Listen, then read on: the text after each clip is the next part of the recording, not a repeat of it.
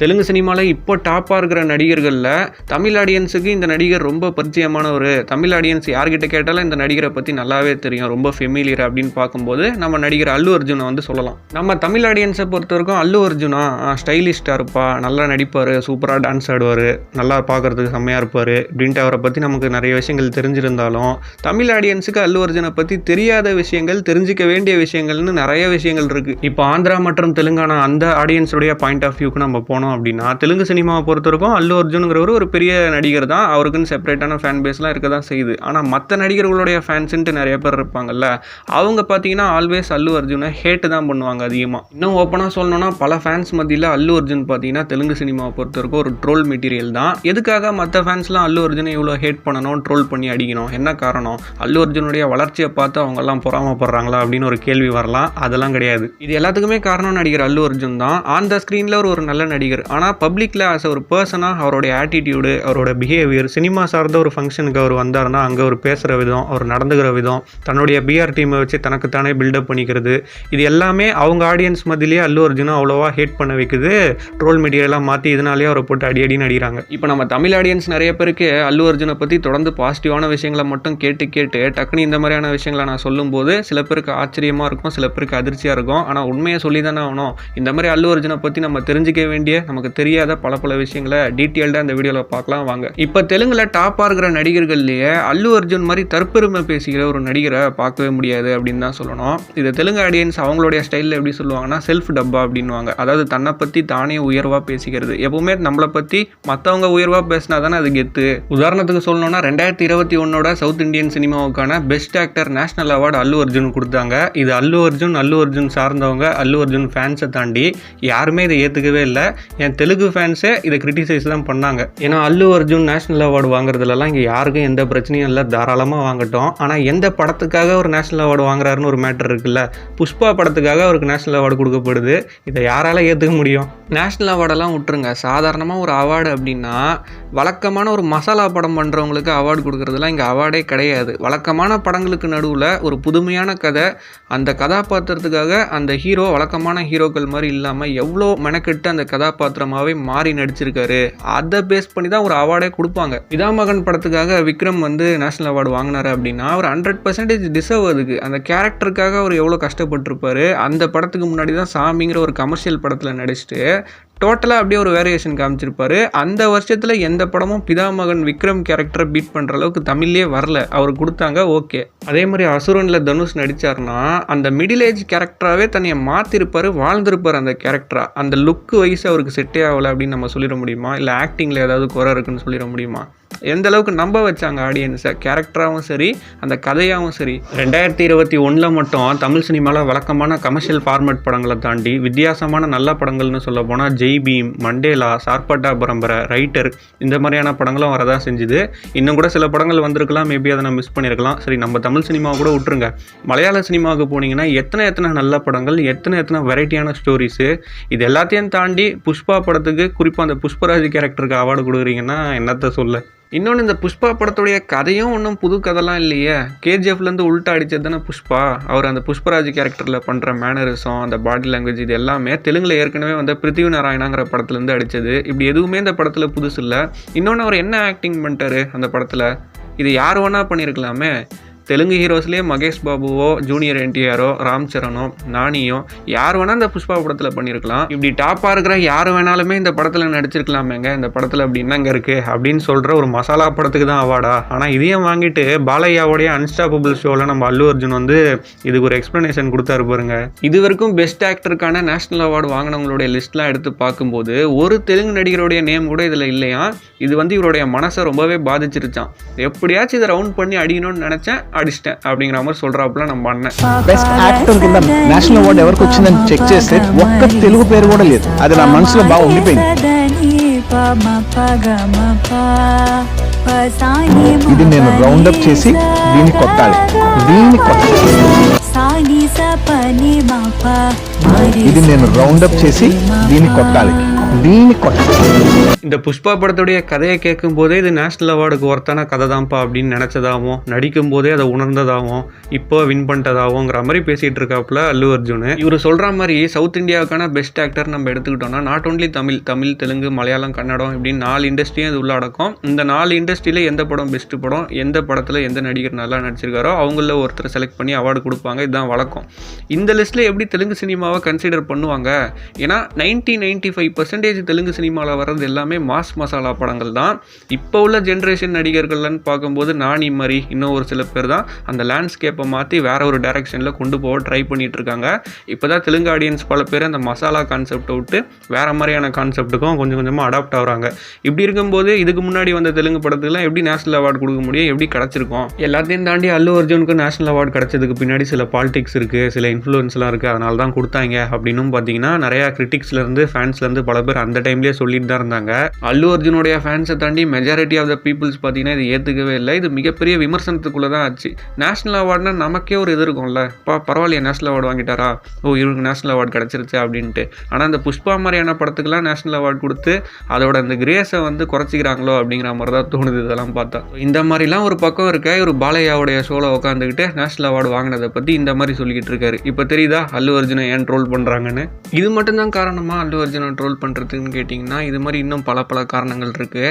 அதில் ஒன்று தான் ஃபேக்னஸ் ஆஃப் அல்லு அர்ஜுன். அல்லு அர்ஜுன் கிடையாது, பொதுவாக எல்லா சினிமா நடிகர்களையும் சேர்த்து தான் சொல்கிறேன். ஒரு நடிகர் அப்படிங்கிறவர் திரையில் மட்டும்தான் நடிக்கணுமே தவிர ரியல் லைஃப்பில் நடிக்கக்கூடாது.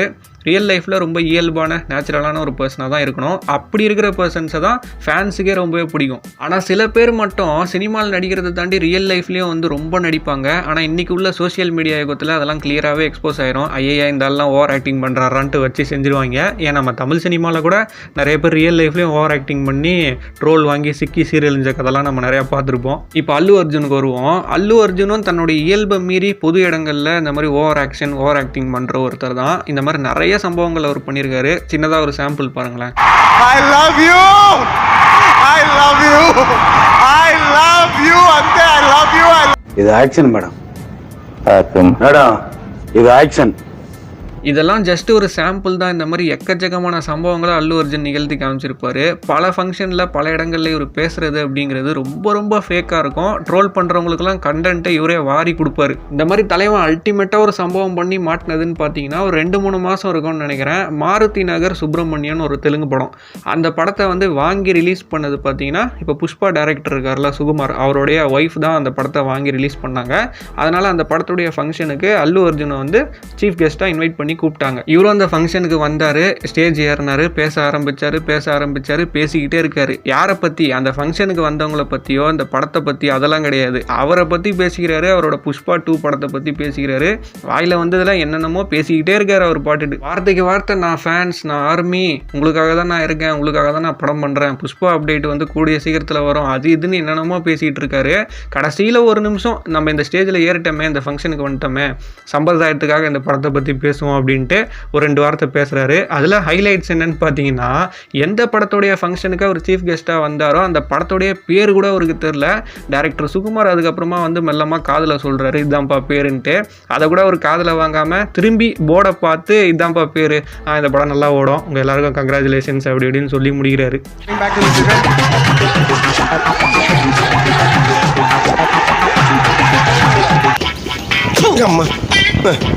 இப்படி என்ன கிளம்ப வேண்டியதானே?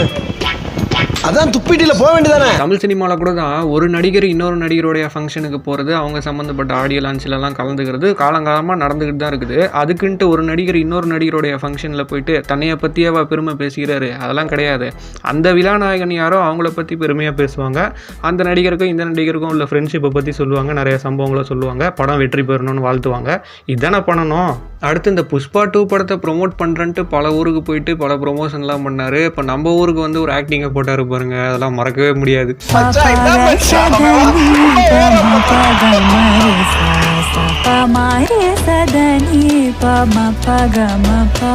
சில நடிகர்கள்லாம் என்ன பண்ணுவாங்களாம், ஷூட்டிங் ஸ்பாட்டுக்கு வரத்துக்கு முந்தைய நாளே அசிஸ்டன்ட் டைரக்டர் கிட்ட சீன் பேப்பர், டைலாக் பேப்பர்லாம் வாங்கி வச்சுக்கிட்டு அதை தரவாக மனப்பாடம் பண்ணி நம்மளுடைய கேரக்டர் இதுதான், இப்படி தான் பெர்ஃபார்ம் பண்ணணுன்ட்டு ரிஹர்சல்லாம் பண்ணி பார்ப்பாங்களாம்.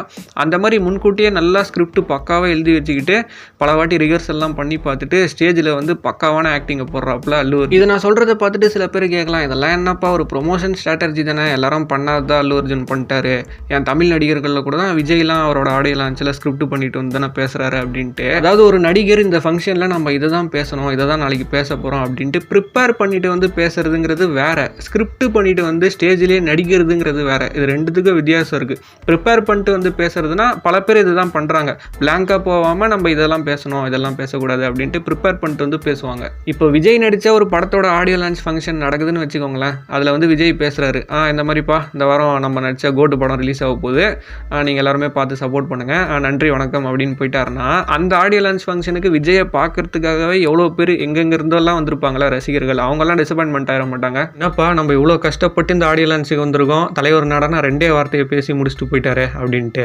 அவங்கள குஷிப்படுத்துறதுக்காக சில விஷயங்கள் ப்ரிப்பேர் பண்ணிட்டு வந்து விஜய் பேசுகிறாரு. ஆனால் அவர் ஸ்கிரிப்ட் பண்ணிட்டு வந்து நடிக்கலையே ஸ்டேஜில், அவர் பேசுறதுன்னா அவ்வளோ ஃபேக்காக இருக்குது. அவங்க ரசிகர்களை குஷிப்படுத்துறதுக்காக அவர் சில விஷயம் பேசுறது வேற, நடிக்கிறது வேற. இப்போ அல்லு அர்ஜுன் புஷ்பா ப்ரொமோஷனில் சென்னையில் பண்ணார் பார்த்தீங்களா, அது ஃபுல் ஸ்கிரிப்ட் பண்ணிட்டு வந்து பண்ண ஆக்டிங். இதே மாதிரியான ஒரு ஆக்டிங்கை இதே மாதிரி ஒரு ஸ்கிரிப்ட் பண்ணிட்டு வந்து கேரளாவில் போய் பண்ணியிருக்காரு. அங்கே போயிட்டு என்ன சொல்கிறாரு, நான் வந்து உங்களுடைய கேரளாவுடைய அடாப்டட் சன்னு, நான் என் பேர் வந்து மல்லு அர்ஜுன் அப்படிங்கிறாரு. இதெல்லாம் எதுக்கு? நார்மலாக போனீங்களா, அவங்க படத்தை பற்றி சொன்னீங்களா, ப்ரொமோட் பண்ணிங்களா, அங்கே உள்ள ஃபேன்ஸு சப்போர்ட் பண்ணுறாங்களா, ஓகே அவங்கள பற்றி 2 வார்த்தை பேசிங்களா, இதுதானே நேச்சுரலு. இதை தாண்டி உங்களில் நான் ஒருத்தன், நான் வந்து அடாப்டட் சன்னு, என்னை மல்லு அர்ஜுன்னு கூப்பிடுங்க, இதுதான் ஆக்டிங்கிறது. Lots of love from your adopted son Mallu Arjun. Triple R படம் வரப்போ கூட தான் ராம் சரணும் ஜூனியர் என்டிஆரும் சென்னைக்கு வந்து ப்ரொமோஷன்லாம் பண்ணாங்க. அவங்கன்னா இந்த மாதிரிலாமா பண்ணாங்க, டீசெண்டாக வந்தாங்க, என்ன பேசணுமோ பேசினாங்க, படத்தை ப்ரொமோட் பண்ணாங்க, சைலண்டாக போயிட்டாங்க. அவங்கன்னா நான் வந்து பச்சை தமிழங்க, நான் உங்களில் ஒருத்தங்க, நான் அப்படிங்க இப்படிங்க இதெல்லாமா சொல்கிறாங்க. நான் கூட யோசிப்பேன், இப்போ விஜய் அஜித்லாம் டாப் ஹீரோக்கெலாம் இருக்காங்க, அவங்களுடைய படங்களும் பல லாங்குவேஜ்லலாம் ரிலீஸ் ஆகுது. அவங்க ஏன் இந்த மாதிரி அதர் ஸ்டேட்டுக்கெல்லாம் போயிட்டு தங்களுடைய படங்களை பெருசாக ப்ரொமோட் பண்ண மாட்டேங்கிறாங்க, ஏன் உள்ளூர்லேயே இருக்காங்க, இப்படிலாம் பண்ணால் இன்னும் அங்கெல்லாம் படம் நல்லா ஓடும்ல அப்படின்னு நினைப்பேன். ஆனால் இப்போ யோசிச்சு பார்க்கும்போது இவங்க பண்ணுறது தான் கரெக்டுங்கிற மாதிரி தோணுது. சும்மா படத்தோட ரிலீஸுக்காக மட்டும் அங்கே போயிட்டு நான் இங்கே தாங்க இருந்தேன், இங்கே தாங்க வளர்ந்தேன், நீங்கள் தாங்க எனக்கு எல்லாம், நீங்கள் இல்லாமல் நான் இல்லை அப்படின்னு ஃபேக்காக பேசிக்கிட்டு அப்படிலாம் படத்தை ரிலீஸ் பண்ணுறதை தாண்டி படத்தை ரிலீஸ் பண்ணுவோம், படம் நல்லா இருந்தால் ஓட போது, ஃபேன்ஸ் ரசிக்க போகிறாங்க அப்படின்னு இருக்காங்கல்ல, இது எவ்வளோ மேல். படத்தை ஓட்டுறதுக்காக வார்த்தைக்கு வார்த்தை ஃபேன்ஸு கின்ஸு அது இதுன்னு சொல்கிறாங்களே. அந்த சாய்ராம் காலேஜில் ஆல்மோஸ்ட் அந்த புஷ்பா 2 ஈவெண்ட் வந்து முடிஞ்சு போச்சு. அப்போ எண்டிங்கில் 2 பசங்க வந்து இந்த மாதிரி செல்ஃபி கேட்குறாங்க, அதுவும் டீசெண்டாக தான் கேட்குறாங்க, மேலே ஊந்து கட்டி பிடிச்சி அதெல்லாம் பண்ணல. அவங்களே பார்த்தும் பார்க்காத மாதிரி செக்யூரிட்டியை வச்சு எப்படி துரத்துறாங்கன்னு பாருங்க.